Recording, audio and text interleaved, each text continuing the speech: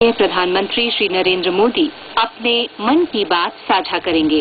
तो आइए सुनते हैं प्रधानमंत्री जी से मन की बात। मेरे प्यारे देशवासियों, आप सबको नमस्कार।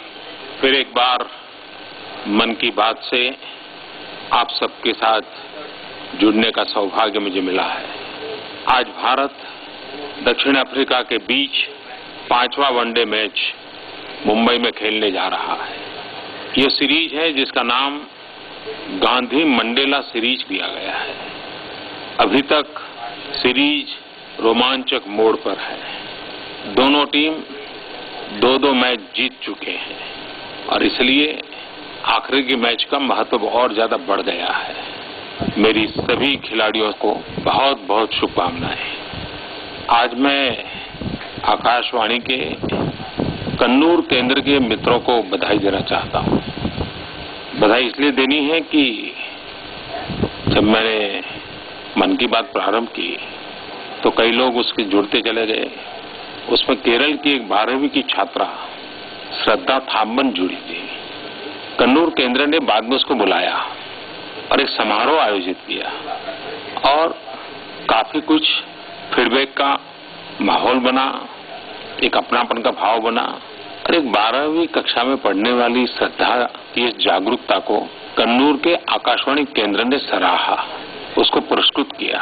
कन्नूर आकाशवाणी केंद्र की इस बात से मुझे ही प्रेरणा मिल गई और मैं चाहूंगा कि देश भर में ऐसे आकाशवाणी केंद्र अगर अपने अपने इलाके में इस प्रकार से जागरूक और सक्रिय लोगों की तरफ उनका ध्यान जाएगा तो जन भागीदारी से देश चलाने का हमारा जो मकसद है उसको एक नई ताकत मिलेगी।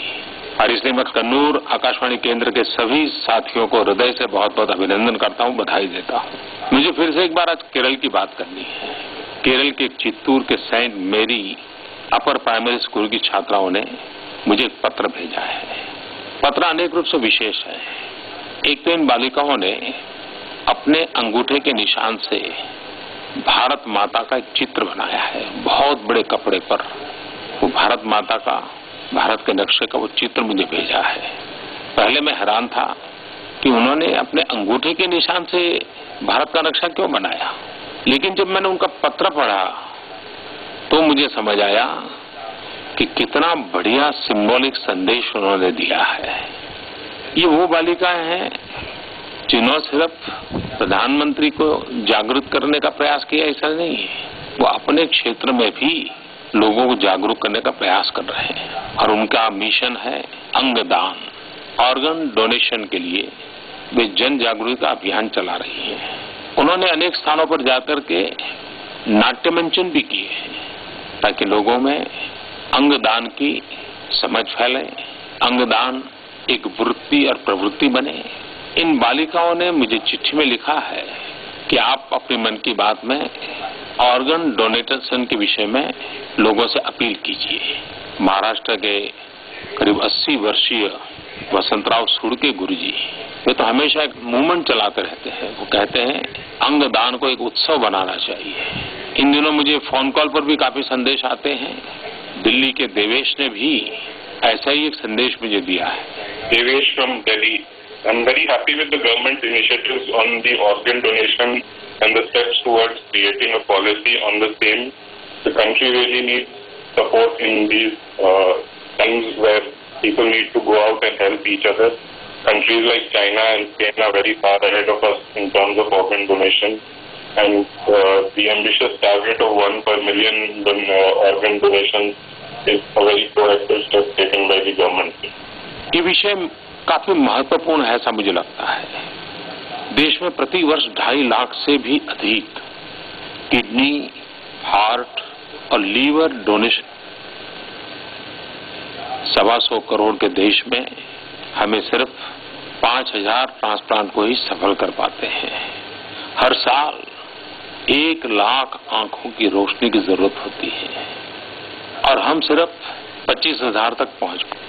4 आंखों की जरूरत हो, हम सिर्फ 1 दे पाते हैं। सड़क दुर्घटना में मृत्यु होने पर शरीर के ऑर्गन को डोनेट किया जा सकता है। कुछ कानूनी उलझने भी बहुत हैं। राज्यों को भी इस दिशा में मार्गदर्शन करने का प्रयास हुआ है। कुछ राज्यों ने कागजी कार्यवाही को कम करके इसमें गति लाने का काफी अच्छा प्रयास किया है। आज मैं कह सकता हूं कि ऑर्गन डोनेशन, अंगदान के क्षेत्र में तमिलनाडु अग्रिम पंक्ति में है।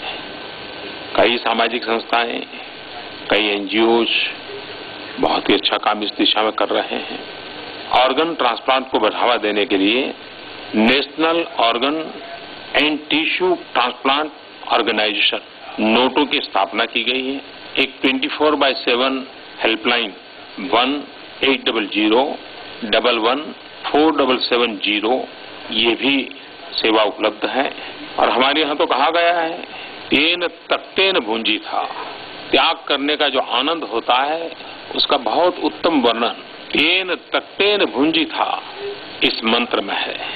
पिछले दिनों हम सब ने टीवी पर देखा था कि दिल्ली के जीबी पंत हॉस्पिटल में एक गरीब ठेले वाला होकर उसकी पत्नी का लीवर ट्रांसप्लांट किया गया और ये लीवर विशेष इंतजाम करके लखनऊ से दिल्ली लाया गया था और वो ऑपरेशन सफल रहा, एक जिंदगी बच गई।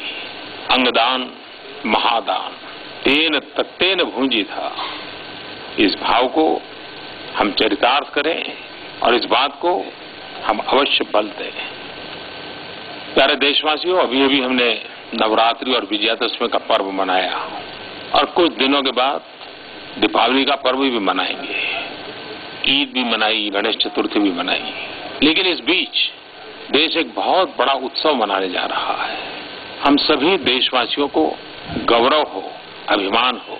आने वाले 26 से 29 अक्टूबर भारत की राजधानी नई दिल्ली में इंडिया अफ्रीका फोरम समिट का आयोजन हो रहा है। भारत की धरती पर पहली बार इतने बड़े स्केल पर आयोजन हो रहा है। 54 अफ्रीकी देशों और यूनियनों के लीडर्स को आमंत्रित किया गया है।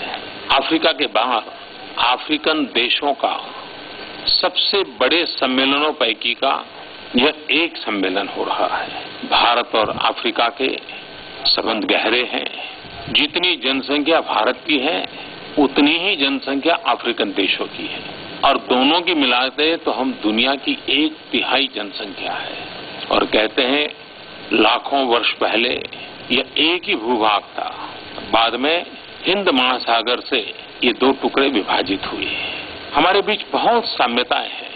भारत की जीव सृष्टि, अफ्रीका की जीव सृष्टि बहुत प्रकार से मिलती जुलती है। प्राकृतिक संसाधनों में भी हमारी काफी निकटता है और भारत के करीब 27 लाख लोग इन देशों में बहुत लंबे काल से बसे हुए हैं। भारत के अफ्रीकन देशों के साथ आर्थिक संबंध है, सांस्कृतिक संबंध है, राजनयिक संबंध है, लेकिन सबसे ज्यादा अफ्रीकन देशों की युवा पीढ़ी को प्रशिक्षित करने में भारत बहुत बड़ी अहम भूमिका निभाता है। Human resource development, capacity building, 25,000 से ज्यादा अफ्रीकन स्टूडेंट्स भारत में पढ़े हैं और आज अफ्रीका के कई देश के नेता हैं भारत में पढ़ करके गए हैं। तो हमारा कितना गहरा नाता है और उस दृष्टि से ये समिट बड़ा महत्वपूर्ण है। आमतौर पर जो समिट होती है तब भिन्न भिन्न देशों के मुखिया मिलते हैं। ये बात सही है, एक समिट में मुखियाओं की मीटिंग होने वाली है, लेकिन हमारी कोशिश है कि ये जनता का भी मिलन होना चाहिए। और इस बार भारत सरकार ने, खास करके HRD मिनिस्ट्री ने एक बड़ा ही अच्छा कार्यक्रम किया। CBSE की जितनी भी एफिलिएटेड स्कूल है उनके बच्चों के बीच एक ऐसे कंपटीशन का कार्यक्रम किया गया, कविताएं लिखने का कार्यक्रम किया गया, उनकी भागीदारी बढ़ाने का कार्यक्रम किया गया। करीब 1600 स्कूलों ने उसमें भाग लिया। भारत और भारत के बाहर की भी स्कूलें थी और हजारों स्कूली बच्चों ने भारत अफ्रीकन संबंधों को बल देने वाली बातें लिखी। दूसरी तरफ महात्मा गांधी की जन्मभूमि पोरबंदर से मेमोरीज ऑफ महात्मा एक प्रदर्शनी, मोबाइल प्रदर्शनी पोरबंदर से लेकर के उत्तरी राज्यों का भ्रमण करते करते 29 अक्टूबर को दिल्ली पहुंच रही है। लाखों स्कूली बच्चों ने इस प्रदर्शनी को देखा, गांव-गांव लोगों ने देखा और अफ्रीका और भारत के संबंधों में महात्मा गांधी की कैसी महान भूमिका रही थी, महात्मा गांधी के व्यक्तित्व का असर इन दोनों भूभाग पर कितना रहा था, इसको लोगों ने जाना,